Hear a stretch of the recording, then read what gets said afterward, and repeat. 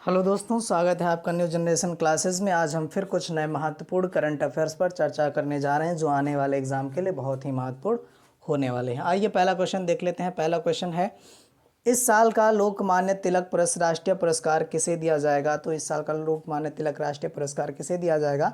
प्रधानमंत्री नरेंद्र मोदी को दिया जाएगा। इस पुरस्कार की शुरुआत 1983 में हुई है। अगला क्वेश्चन है, 11 जुलाई को विश्व जनसंख्या दिवस मनाया गया है, जिसकी थीम क्या है? तो लैंगिक समानता की शक्ति को उजागर करना इसकी थीम है। यह दिवस 11 जुलाई 1989 से यूएनओ द्वारा आयोजित किया जा रहा है। जबकि जब 1987 में पूरे विश्व की जनसंख्या कितनी हो गई थी? 5 बिलियन हो गई थी, यानी 5 अरब हो गई थी। उस समय ये कहा गया कि हम लोग विश्व जनसंख्या दिवस मनाएंगे और 1989 में पहला विश्व जनसंख्या दिवस मनाया गया था। अगला क्वेश्चन है, भारत एफडीआई प्रवाह के आंकड़े 2023 के अनुसार सबसे ज़्यादा एफडीआई किस राज्य को प्राप्त हुआ है? तो किस राज्य को सबसे ज़्यादा एफडीआई प्राप्त हुआ है? महाराष्ट्र को प्राप्त हुआ है। महाराष्ट्र ने कर्नाटक को पीछे छोड़ दिया है। वहीं दूसरा स्थान कर्नाटक है, तीसरा दिल्ली है, चौथा गुजरात को प्राप्त हुआ है। भारत में शीर्ष निवेशक देश कौन से? भारत में शीर्ष निवेशक देश कौन से हैं? तो पहला सिंगापुर है, दूसरा मॉरिशस है, तीसरा यूएसए है, चौथा यूएई है। वहीं शीर्ष एफडीआई प्राप्तकर्ता क्षेत्र कौन सा है?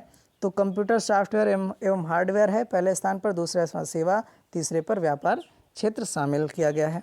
वहीं 2022-23 में कुल एफडीआई प्रवाह कितना हुआ है? तो भारत में तो $70.97 बिलियन का 2022-23 में एफडीआई प्रवाह हुआ है। फॉरेन डायरेक्ट इन्वेस्टमेंट, यानी विदेशों द्वारा डायरेक्ट जो भारत में इन्वेस्टमेंट होता है उसके बारे में उसको एफडीआई बोला जाता है। अगला क्वेश्चन है, ग्लोबल फायर पावर रिपोर्ट 2023 के अनुसार दुनिया का सबसे ताकतवर देश कौन सा है? तो दुनिया का सबसे ताकतवर देश कौन सा है? संयुक्त राज्य अमेरिका है, दूसरे स्थान पर रूस है, तीसरे पर चीन है, चौथे पर भारत है। वहीं आइसलैंड और भूटान सबसे कमज़ोर हैं। अर्बन 20 यानी U20 मैरल शिखर सम्मेलन का आयोजन कहाँ किया गया है? तो गुजरात के दो प्रमुख शहरों अहमदाबाद और गांधीनगर में इसका आयोजन किया गया है। वहीं अगला क्वेश्चन है, किस यूरोपीय देश के पहले समलैंगिक राष्ट्रपति चुने गए हैं? तो लाटविया के हैं एडगर रिंकेविक्स। इन्होंने अपने आप को समलैंगिक घोषित किया हुआ है। अगला क्वेश्चन है, मिस नीदरलैंड जीतने वाली पहली ट्रांसजेंडर कौन बनी है? तो मिस नीदरलैंड जीतने वाली पहली ट्रांसजेंडर कौन बनी है? तो रिक्की वैलेरी बनी है, ये मिस नीदरलैंड बनी है। मोस्ट इंपॉर्टेंट क्वेश्चन पूछा जा सकता है। अगला क्वेश्चन है, फ्रांस के बास्टिल डे परेड में भारतीय वायुसेना का नेतृत्व किसके द्वारा किया जाएगा? तो स्क्वाड्रन लीडर सिंधु रेड्डी द्वारा किया जाएगा। बास्टिल डे परेड का आयोजन 14 जुलाई को होगा, जिसमें प्रधानमंत्री मुख्य अतिथि के रूप में वहां पर शामिल होंगे। अगला क्वेश्चन है, तीसरा विश्व हिंदू सम्मेलन नवंबर 2023 में कहाँ आयोजित होगा? तो बैंकॉक के थाईलैंड में आयोजित होगा। पहला कहाँ हुआ था? पहला 2014 में नई दिल्ली में हुआ था, दूसरा 2018 शिकागो में हुआ था।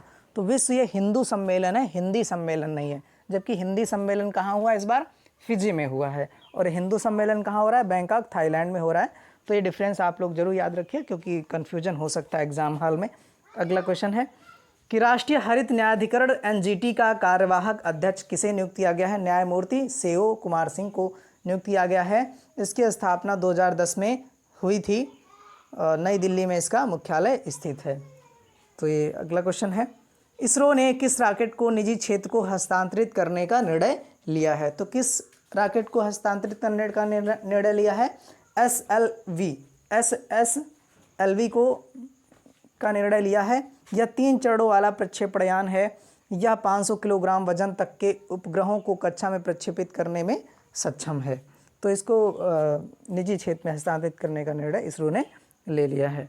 अगला क्वेश्चन है, अवैध और खतरनाक दवाओं के अंतर्राष्ट्रीय शिपमेंट को रोकने के लिए 2 देशों द्वारा ऑपरेशन ब्रॉडर स्वॉर्ड चलाया गया है। वो कौन से 2 देश हैं? तो भारत और अमेरिका हैं। खतरनाक दवाओं को अंतर्राष्ट्रीय शिपमेंट को रोकने के लिए ये ऑपरेशन चलाया गया है, operation broader sword. Investment bank Goldman के अनुसार दुनिया की दूसरी सबसे बड़ी अर्थव्यवस्था भारत कब तक बनेगा? तो कब तक बनेगा? 2075 तक भारत विश्व की दूसरी सबसे बड़ी अर्थव्यवस्था बन के उभरने वाला है, ये बताया गया है। अगला क्वेश्चन है, formula F1 British grand prix 2023 का खिताब किसने जीता है? तो मैक्स वर्स्टैपन ने जीता है। इस सीजन में रेडबुल की लगातार यह 10वीं जीत है।